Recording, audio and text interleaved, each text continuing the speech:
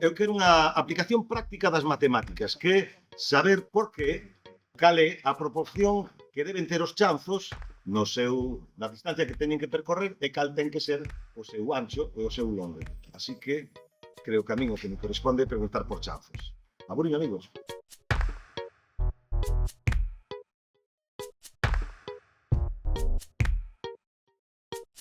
Son moitas as variables que hai que considerar para diseñar unha escaleira.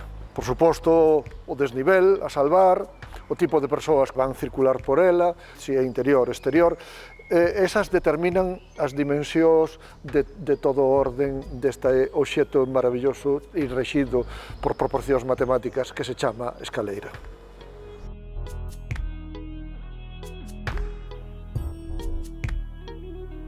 Unha das primeiras consideracións que debemos facer antes de abordar o deseño dunha escaleira é reflexionar sobre quen a vai a utilizar. A escaleira onde me encontro conduce a un fallado, un local de moi escasa utilización, por eso esta escaleira ten as características que podedes ver, moi estreita, moi pina, moi oscura. Outras escaleiras, a ser utilizadas por un número maior de persoas, por persoas que levan algún obxecto na man, deben ter outras características. Toda escaleira está caracterizada por unha serie de dimensións. Unha delas é a altura, o desnivel que hai que superar coa escaleira, outra é a longitude, que está en relación coa dimensión anterior. E outra dimensión esencial, a peza fundamental da escaleira, a peza crítica da escaleira, é o chanzo, que a súa vez ten un largo e un alto. Debe existir unha relación entre as súas dimensións principales, que son a altura e o fondo. Blondel, un arquitecto francés, alá no século XVII, definiu esta fórmula. A nada que apliquemos esta fórmula para unha altura de chanzo estándar, por exemplo, de 18 centímetros, nos saldría que 2 por 18 máis F igual a 64, por tanto, despexando, F sería 28 centímetros. Teríamos un chanzo estándar de 18 centímetros de altura e unha largura de 28 centímetros, que é a dimensión do chanzo máis comúnmente estendido.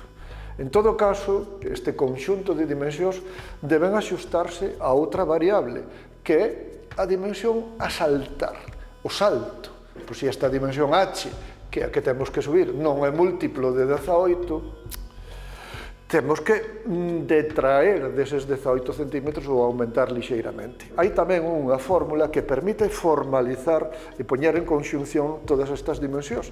Longitude da escaleira igual ao número de chanzos menos 1 multiplicado por F, que é o fondo, dividido por 100. Para unha escaleira estándar de 16 chanzos e un fondo de 28 centímetros, nos sale, sustituindo e facendo estas operacións aritméticas esenciales, nos sale unha largura de 4,20 metros.